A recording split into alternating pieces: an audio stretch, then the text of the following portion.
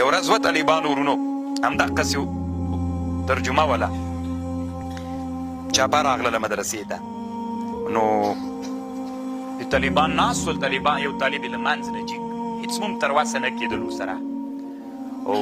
یو دنه پکې و د سپریک کې فکر کوم د وروزګان ولایت ما ته ویلي وي دا اول وار ده چې دومره زړور ملا وینمه چې موږ سره دومره تیز غږېږي نو ما وایي څومره چاپې چونچولي داسې ملا مې نه ده لیدلی